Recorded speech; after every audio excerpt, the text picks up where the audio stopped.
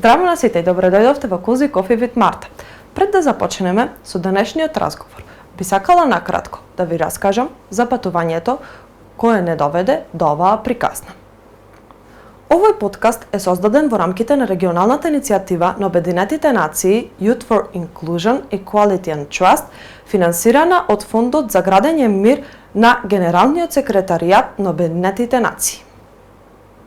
Иницијативата ги обединува младите од целиот регион со цел да поттикне диалог, меѓусебно разбирање, инклузија, родова еднаквост и почитување на различностите. Преку ова искуство имав можност да запознам инспиративни млади луѓе, да се поврзам со врсници од различни средини и да откриам приказни кои честопати остануваат нечуени. Приказни за истрајност, креативност и за моките на младите да ги надминат поделбите и да градат посилни и поинклузивни заедници. Токму тоа искуство беше инспирација за создавањето на оваа подкаст серија. Во текот на наредните епизоди ќе разговараме со извонредни гости од различни заедници и ќе отвориме теми поврзани со идентитетот, културата, предизвиците, можностите и значењето на младоста во денешните разновидни општества. Заедно ќе го истражуваме не само богатството на нашите разлики, туку и вредностите, искуствата што не поврзуваат меѓусебно. Бидејќи за секоја етикета, националност, етничка припадност или потекло, стои човечка приказна, а понекогаш се што е потребно за подобро да се разбереме е еден искрен разговор со шолја кафе. Уживајте!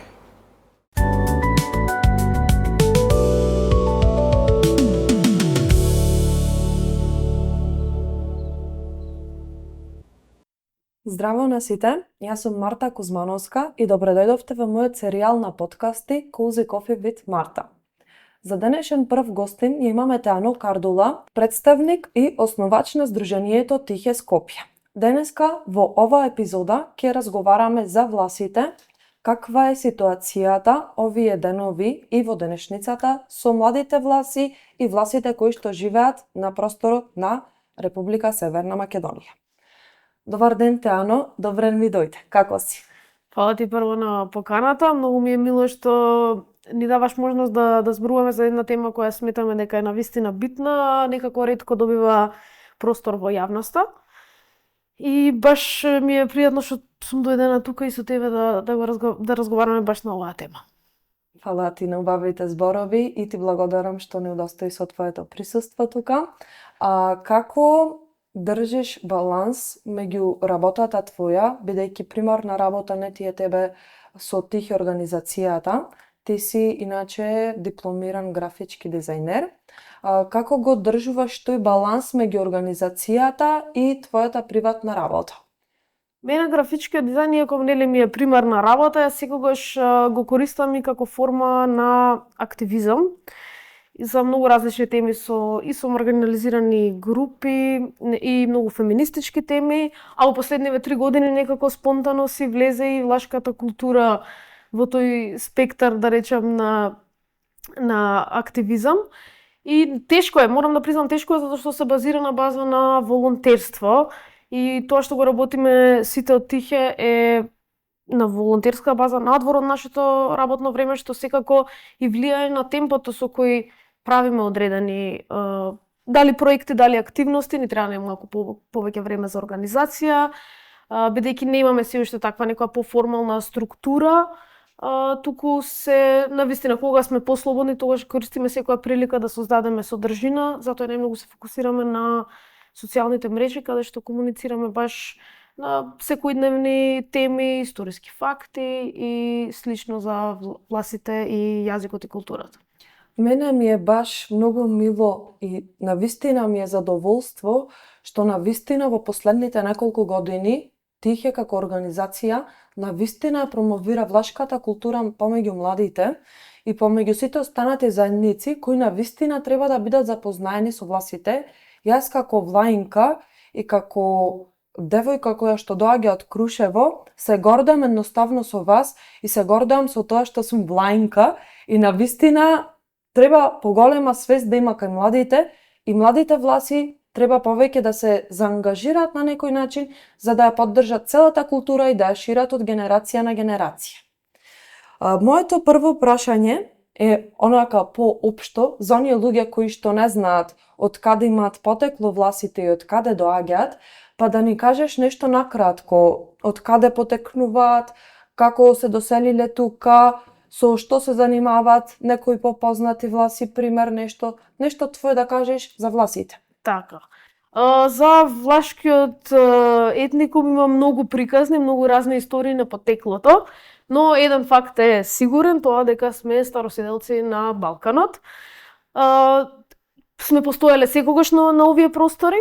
Власите тука во Република Северна Македонија доаѓаат кон крајот на 18-тиот век, кога се случува едно протерување на власите од Западна Грција и Јужна Албанија, односно најмногу од градот Москополе, кој се сметал за тогашна Балканска Виена според степенот на развој. Најголем трговски центар, исто така и универзитетски. И универзитетски, така е познат по многу нешта, но со доаѓањето на власт, да речем, на тие простори на Али Паша Јанински, се случува еден екзодус на влашкиот народ, се запалени многу места и тука се случува најголемата миграција всушност, каде што си го фаќаат патот, нели, нагоре, најмногу, да речем, се концентрирале на овие простори. Власите денес можат да се најдат во Крушево, во Битола, Струга, Охрид, Штип, да речем, тие се попознати, потипични места каде што ги има власите, секако нели сега тоа е и Скопје, според бројноста, ако не се лажеме, и Скопје по најголем број на власи на територијата. Но може и да грешам за овој податок, секако миграциите и внатрешни си го носат своето, и тоа е една типична одлика за властите што се распределени секаде, и во сите држави се присутни и не се концентрирани на едно место, и токму затоа можеби и се еден од помалите, нели, народи кои не основале никогаш собствена држава. Да, иако собствена држава за мене терминот е малце дискутабилен, бидејќи и ова е моја држава и ова ми е држава. Така што може да се каже дека се познати придонеле речиси во секоја независност на балканските земји, секогаш имало по некој влав во приказната, прилично познати по култура, особено од овој регион Крушево, Битола, има многу со кои да се пофалиме. Тука се, нели, најпознат кај нас секако Тоше, Калиопи, многу првенци во разни нешта биле власти кај нас, меѓу поистакнати академски граѓани, основачи на факултети, првиот декан на медицински факултет, ќе го спомнам Крушевчанец Терија Боздов, кој бил и во президиумот на АСНОМ. Од Битола имаме Елпида Караманди, народен херој, имаме Навномовски Борче, Манчу Матак. Значи, во секоја борба, или Денското востание, и да не го говорам, во секоја борба за македонската независност имало и власт, но и во цел развој културен на оваа територија, секако Банаки се тука. Исто од Битола го имаме и првиот режисер Димитрија Османли, и уште многу други, може уште една емисија да направиме за познати власти и како нивниот придонес бил во секоја сфера на општеството, генерално на сите балкански држави. Баш така. И секаде реално во денешно време можеме да ги сретнеме така. И низ општи муавети, например, со некои луѓе. Можеме доста власти да запознаеме, иако, например, толку некои не се истакнуваат дека се власи. Така, да. Какво е чувството да бидеш млада влаинка? Јас сум растена со влашкиот јазик култура, од татко сум целосно, да речем, цел и баба ми и дедо ми се власи, од мајчина страна само баба ми влаинка, но јас сум порасната со влашката култура и влашкиот јазик. Не се останато уште многу активни млади говорители на влашкиот јазик, тоа е загрижувачки факт. За мене секогаш било гордост, јас и уште од старт по името и презимето не имав избор како да го избегнам моментот дали сум нешто друго. Некако си го носам тоа со себе уште од почеток, но можам да кажам и ти сега забележа дека тоа не е типично за сите власи.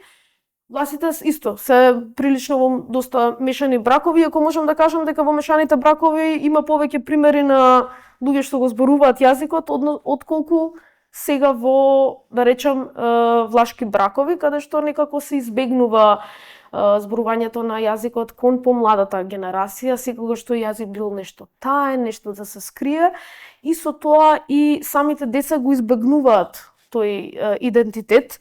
Може би нас, да речем, во Крушево ни било секогаш нијанса полесно да се изразуваме како власи, бидејќи суштината на Крушево е во голем дел и влашката култура и постои, може да се слушна, но во другите места секогаш моја претпоставка е дека нели таа една посигурност им било да се стопат во мнозинството, отколку да некако да се етикетира себе си, особено кога потекнуваме од малцинство, нели, кој што кажав, кај што нема друга позадина, ние сме малцинство кое е насекаде распределено и некако потешка е таа самоидентификација, што јас ја замерувам најмногу на постарата генерација, што тоа чувство не им го пренело, затоа што тука ние немаме апсолутно никакви пречки во изразувањето на нашиот етникум, напротив, имаме многу, еднакви права со сите останати малцинства. И мислам дека тоа е една грешка што прво почнува од домот на влашките семејства, но секако, тука си има и многу историски, социјално и политички фактори, исто и таа е многу широка тема. Точно така. Што мислиш, дали културата, влашката култура е се уште останата традиција? Дали индите генерации, сегашните и нормално постарите генерации доволно ја пренесуваат таа култура врз младите? Како што е за јазикот, така и за културата. И тоа што го забележав дека нели ние сме насекаде расфрлени низ Македонијава е исто проблематично, бидејќи немаш доволна концентрација на сограѓани, па дури во Скопје не може да се собереме, што се вика, на едно место, иако би требало да го правиме тоа. И тоа секако дека влија и на културата. И самиот процес на глобализација се гледа дека влија и на доминантната култура македонската, не па на помалку бројните заедници. И немаме ние толку чувство. Кај нас некако се тоа е повеќе едно чувство на традицијата. 23 мај кој традиционално се обележува на начинот на кој се обележува со свечена академија.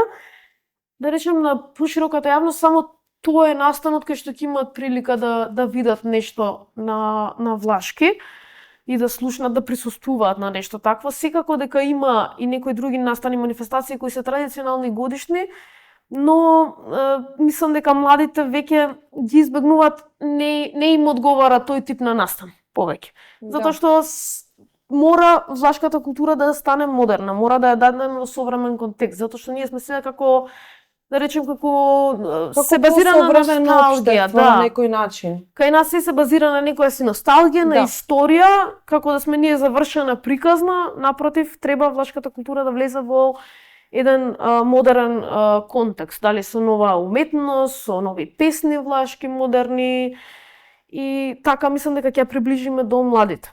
Точно. И навистина треба да има поголем импакт врз младите, и повеќе да се делува, бидејќи оваа ситуација моментално е застрашувачка.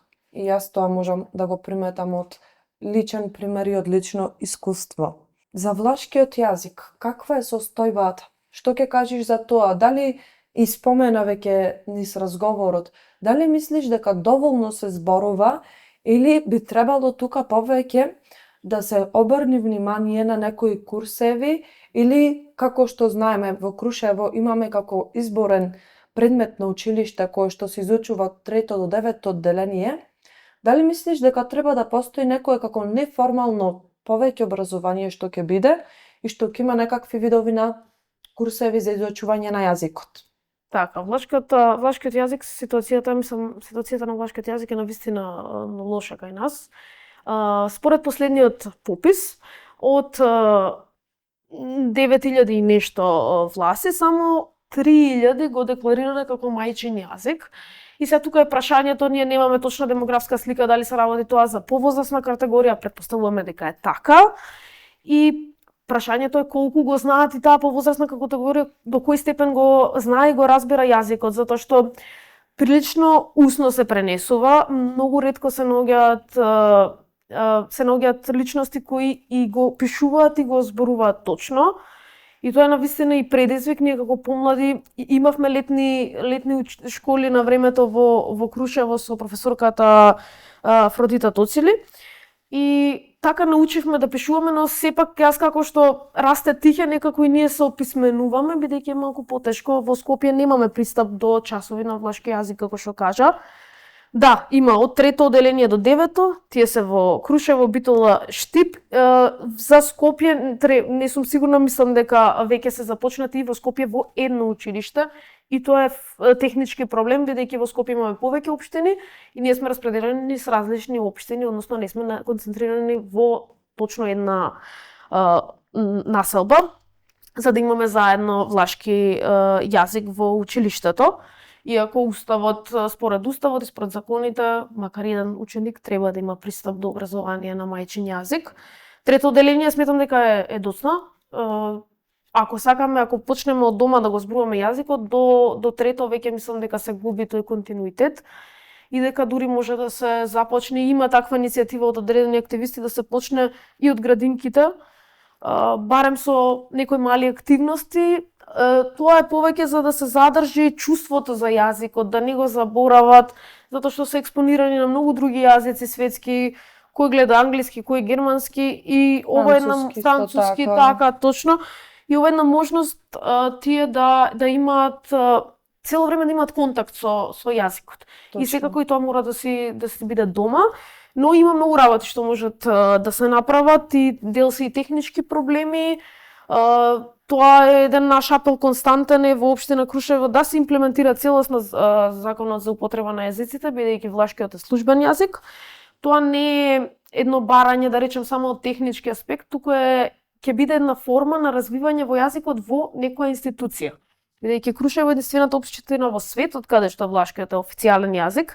И кога еден јазик лингвистички се развива во институционалниот јазик, нормално дека ќе напредува јазикот со нови зборови, нови форми на изразување. Да, бидејќи знаете, сепак работиме со еден лимитиран вокабулар, иако имаме многу зборови.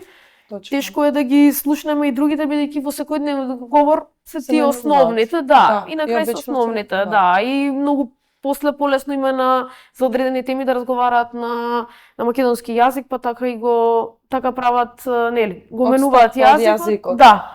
И нас не останува само со некој скромен вокабулар за домашна употреба, а имаме зборови, а кога ќе го гледаат и ќе го слушаат, мислам дека и младите ќе се чувствуваат и посигурно да си го изразат идентитетот, а има навистина голем интерес кај младите и сите си ги криват своите родители или баби и дедовци зашто не им зборувале и тука е големата загуба. Курсеви ги спомена и ти, постојат, имаме и ние како Тихе онлайн курсеви за кои имавме огромен интерес. Навистина за 3 дена ни се пополни бројката, дури отворивме и плюс група, некако се снајдовме, ги оставивме останатите за во октомври, доколку сакаат да се запишат, ги имаме часовите со наставничката Надица Нане од Крушево. Заедно ги подготвуваме и материјалите и досега учениците се задоволни, па се надеваме дека ќе ги имаме уште поголем број од октомври.